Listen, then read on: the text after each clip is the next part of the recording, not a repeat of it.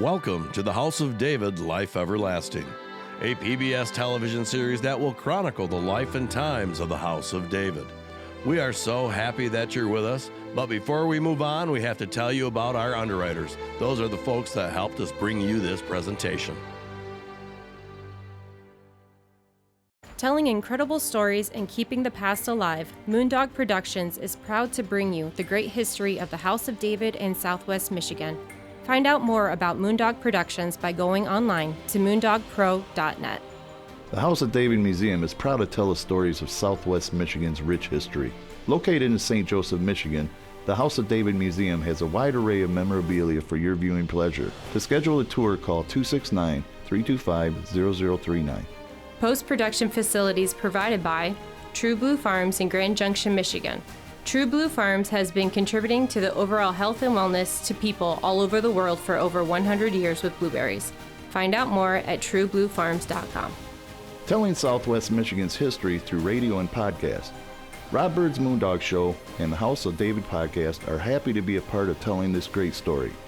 Find Rob Bird's Moondog Show or the House of David podcast at podbean.com. Thanks again for staying with us. I'm your host, Rob Bird. On this episode, we're going to be talking about baseball. Yeah, the House of David had a baseball team. This part of House of David Life Everlasting documentary film that we're going to show you talks about the start of the team. After that, Chris Siriano is going to join me here in the studio, as well as Phil S. Dixon, baseball historian, who's going to join us by phone. We'll see you real soon right back in the studio on the House of David Life Everlasting.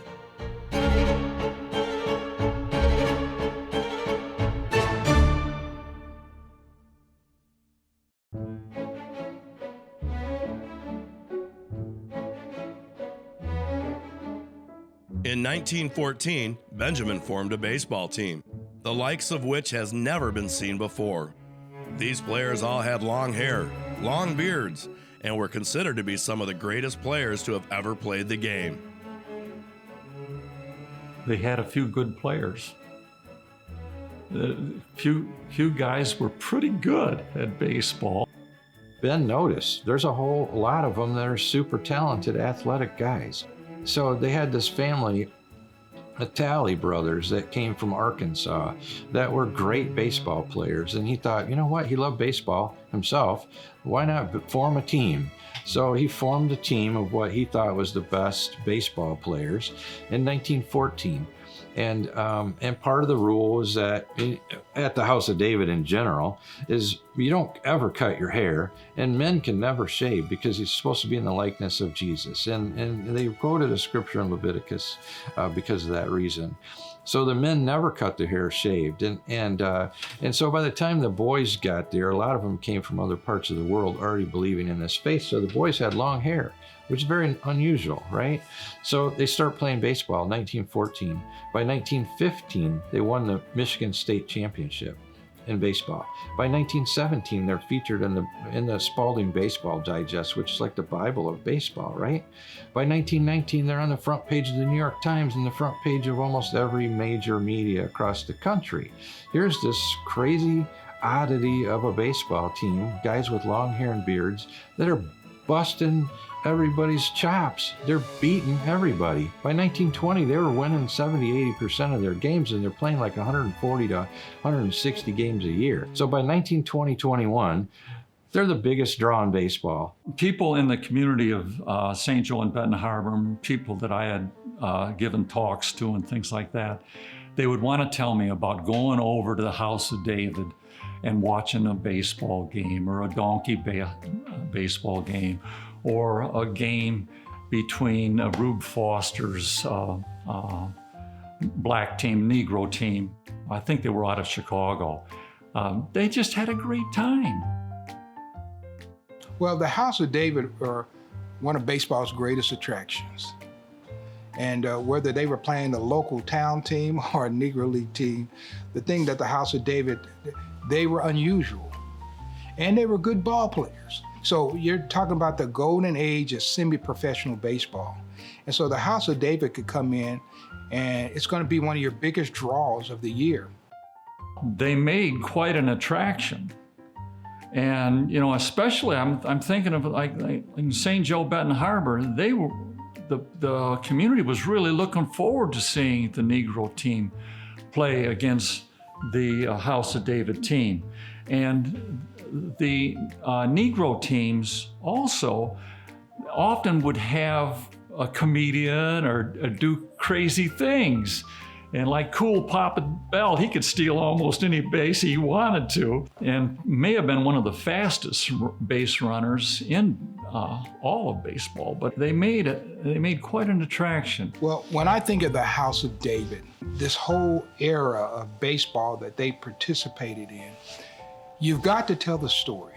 And if you want a young woman to maybe get involved in sports, they need to hear the story about Babe Ditcherson. And of course, that connects to the House of David, right? If you want to hear the story about a Major League Hall of Famer who's hanging on and barnstorming after the end of his career, you got to tell them about Grover Cleveland Alexander. If you want to hear the story about race relations, this House of David team playing these African-American teams in towns and cities all across America, you've got to talk about the Negro Leagues. So the House of David plays a significant role in baseball history. And one thing that I know for a fact is that, and I learned this many years ago, all of baseball history is not the major leagues. The major leagues is only a small portion of what really went on and why baseball is our American national pastime. And so if you want to talk about baseball, you don't talk about the House of David, I'm sorry that you're not covering the subject very well. Their teams would go on to win almost 70% of their games, with many years they played over 160 games. The House of David didn't just have great teams, they had great ideas. They knew how to market their talent and provide exceptional fun as well as great baseball to their fans. They used promoters as well as anyone to let the public know when the House of David was coming to town. They had a promoter that would schedule them, much like with scheduling concerts and things like that today. That promoter would be in contact with places and then would put together a schedule so that they didn't have to drive too far between games. And he would go ahead and he would put up advertisements. The House of David is going to be here, famous long-haired team come to town, never lost a game, a century, whatever, crazy things. And in some towns, they would look forward to that every year. And they would close down. Businesses would close, and the House of David was coming. Everybody go out and see the game. So they had it well organized. And believe me when I say this, when Grover Cleveland Alexander's team, one of them, well, the one that he was managing, played against the Negro Leagues, they teamed up with the Kansas City Monarchs. And they played for, over a month against the same, they would be billed as Grover Cleveland Alexander against Satchel Paige. And they would pitch the first 2 or 3 innings, those two guys. Well, the House of David actually started playing against black teams before 1920, when the Negro League started. So they were already playing teams out of Chicago, the American Giants, the Chicago Giants. They were already playing those teams. So there was already association, a connection to the Negro Leagues. And most people don't realize how far back that relationship goes. So yeah, it predated the original Negro National League. So they're part of that era where you go back to Chicago City League, and those games they would take during the week that weren't part of the league, they could go out to Benton Harbor, or the House of David would come into Chicago. So yeah, it started early. And of course, when the 1920s came, it continued.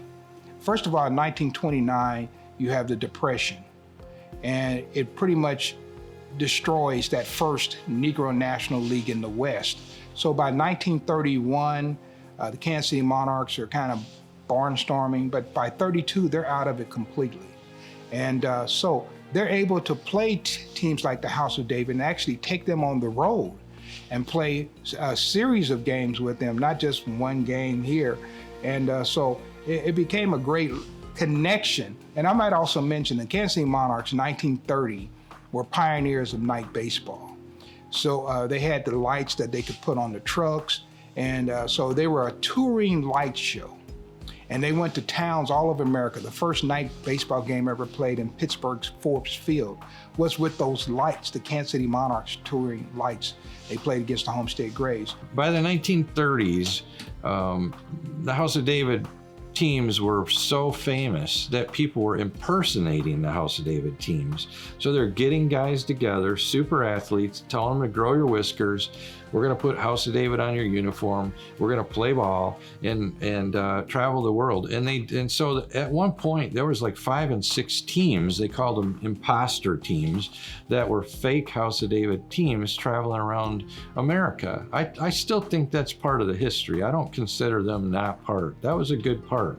And so here's a bunch of fake House of David guys, not real talent. And so what happened was, in the beginning, they thought, you know what, we're going to just franchise these teams. We're going to make some money off these guys trying to act like us. And so they franchised like the Lewis Murphy and Ray Doan and Whitty. And these guys were big time promoters in the 20s and 30s, and they knew how to make money and they knew how to round up a crew of guys. And so they said, okay, you guys, you can call yourselves House of David, but pay us. And they did that for a while. Well, then ultimately they had to get a New York Supreme Court injunction against anybody. And the court ruling was, you can't just grow whiskers and play baseball and call yourself House of David. You can grow whiskers and you can play baseball, but you can't call yourself House of David. So they did get like a court injunction, but Lloyd said because of technology back then, there's no way to catch people. So the only way would be like they'd show up to play your team and your folks would go, you guys were just here 2 weeks ago playing us. No, it wasn't us. And there were some people like a guy by the name of Sid Pollock. Most people may know him from later on with the Indianapolis Clowns. He was the owner of the Indianapolis Clowns through the 50s and the 60s. But in the 1930s, he tried to capitalize on the House of David name, actually in 1931, and he put together the Cuban House of David. And Ray Doan took him to court in Council Bluffs, Iowa, and sued him. So he had to stop using the House of David name. It was a trademark, and when you heard the House of David, you thought about Benton Harbor. You thought about good baseball. Our boys are out here on this Western tour, so keep your eyes open. You have to keep them open if you expect to win, because you can never tell what these players, especially Cowboys, got up their boots. So bear down. Bear down hard. Keep your eye on that old ball and have lots of pep, boys. Come on, let's go. Let's go. The House of David stopped touring, barnstorming, in 36. I think that was the last team that was on the road. But they still would have a local team that would play there at the grounds. It was a moneymaker. You know, they would bring in local teams and play against them, and it was fun. Now, they were never as accomplished players as the teams that had gone on the road. George Anderson went on the traveling team in 28. Now that was an interesting year. The House of David was in an internal turmoil at that time, and Thorpe put a team on the road, and Dewhurst put a team on the road. Well, going along with Thorpe was George Anderson and Doc Talley and John Tucker. And they weren't the only Pepper team, but they were one of the best, I think. Now, the Pepper game is often misunderstood. Initially, it was a bunting game where a batter had 3 people in front of him, and a person would pitch the ball and he would bunt it, and the next person would field it and pitch it and he would bunt it, and he had to bunt it to the people in order, and it was to practice your bunting skill and your location of bunting. Well, the House of David expanded upon that, and they dropped the batter because they found out that doing sleight of hand things were really tantalizing to crowds, and they were flipping the balls behind their back over the shoulder, and they're flying around. Pretty soon there are 2 or 3 balls flying around. Then the balls disappear and they can't find them. They're running around. People are laughing. Then they find it under somebody's whiskers or behind their head. That really set the tone. They do that halfway through the 4th inning. And everybody looked forward to that Pepper game. The House of David, next to the Negro Leagues, were the greatest attraction outside of the major leagues. So if you put the Negro League teams, any of the teams, and the Monarchs weren't the only ones that played them. And then, of course, when you're House of David in the East, they're playing House of David teams in the East, right? So anytime you put a Negro League team with the House of David, you're bringing 2 top attractions together. And so the House of David are more important than people have been giving them as far as their contributions, not only to Negro League baseball history, but to Major League Baseball history. There were guys who went straight from the House of David to go to the major leagues.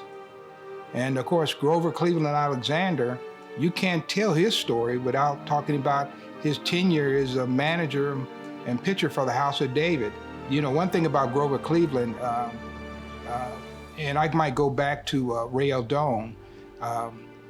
Ray Eldon booked the House of David in 1931, and every night people wanted to see Grover Cleveland Alexander pitch, but no man can pitch every night.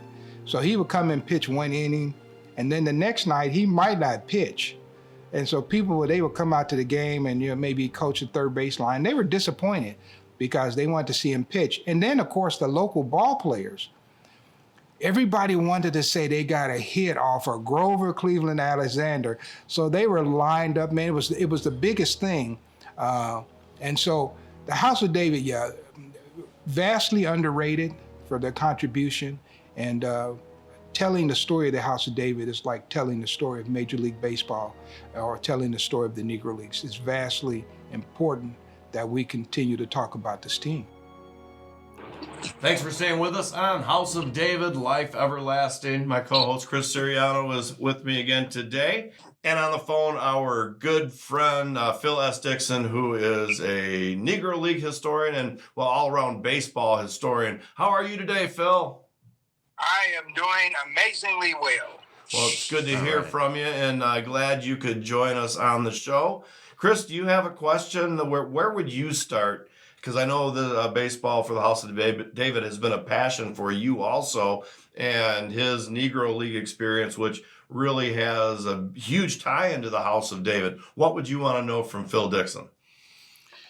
Yeah, Phil just opened a light up on a million different things, but his knowledge of the early days of House of David baseball, beginning to play against the Negro teams, it's stuff that I didn't know and I never heard before I met Phil and listened to his stories. Yeah. And of course, he's one of the founders of the Negro League Baseball Museum in Kansas City, so right. he's the wealth of information. Sure. So I would like to know the early times that Phil knows about. Yeah, well, the interesting thing is that the House of David initially wasn't the team that black teams came to play. I think there was a team called the Speed Boys or something like that. Yep, that's right. And Ruth Foster brought his team down, Joe Green also from Chicago, and they would use the House of David ball field. So I guess the House of David got wise and said, wait a minute, we got guys here, we can put our own team together. They like baseball, and we can play those same people, and we can keep the money. How about that? And that was the beginning of them coming down, and I think you can go back and find them as early as 1913, 1914, coming to Benton Harbor. Very cool. Yeah, and and that's a little-known history. A lot of people don't know that baseball has really those roots run that deep in Benton Harbor. And especially, when you look at your proximity to Chicago, Detroit, and it's kind of right in the middle, so it's a great place to play ball. Yeah, actually, South Bend was another good city as well.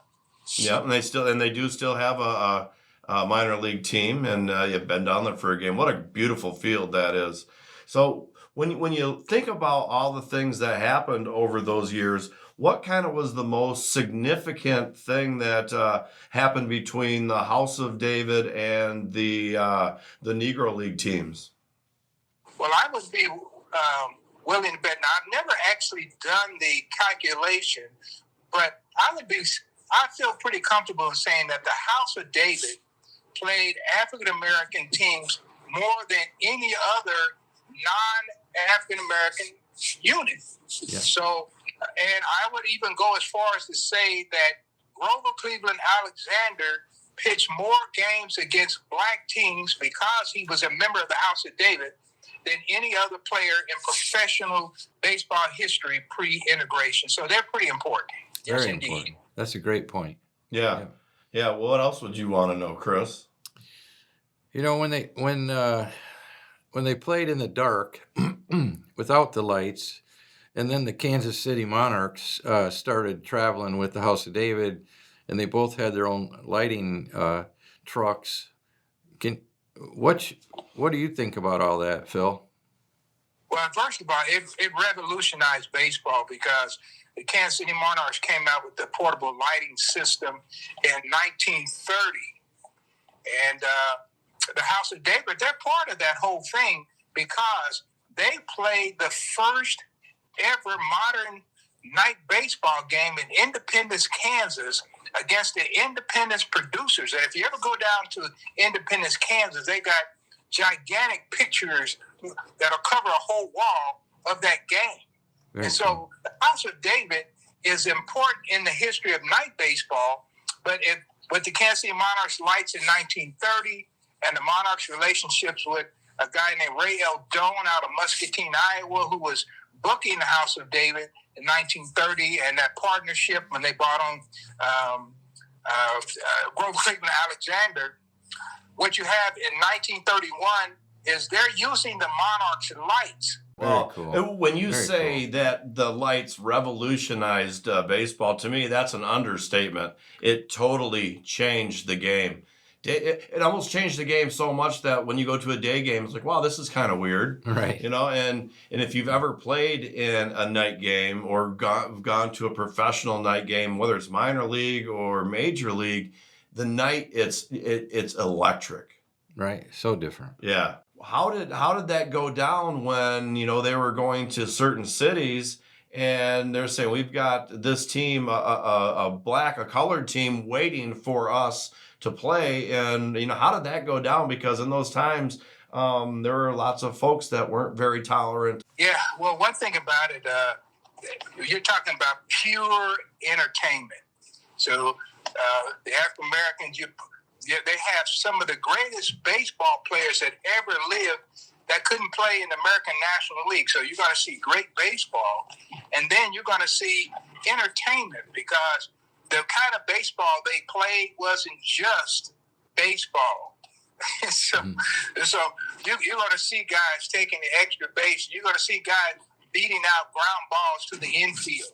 And then, of course, when you pair up with the House of David, they look totally unique. So the House of David would come in. So now people want to see that. They were seeing good baseball, and the House of David was playing some darn good baseball. Right. It's just amazing that we don't know anything about their statistics or anything like that. But I tell you, they were highly competitive and exciting to watch and interesting to watch. Yeah. So I think it's like one of the greatest periods in baseball history. And I guess not only did they revolutionize the game, the way it was played with night baseball, but they made baseball fans out of people who probably wouldn't have ever been a baseball fan. Well, that's a great segue to our next show. where we're going to be talking about antics, which is like the pepper game, donkey baseball, Right. And just, cutting each other's hair, their long beards and hair. We're going to be talking about all of that stuff, but we also want to tell you can go to the houseofdavidfilms.com if you want to find out more about what we're doing and find all the other episodes. So until next time, Chris Siriano, and we will see Phil Dixon on the next show and probably the next show after that, right here on the House of David, Life Everlasting. Telling incredible stories and keeping the past alive, Moondog Productions is proud to bring you the great history of the House of David in Southwest Michigan.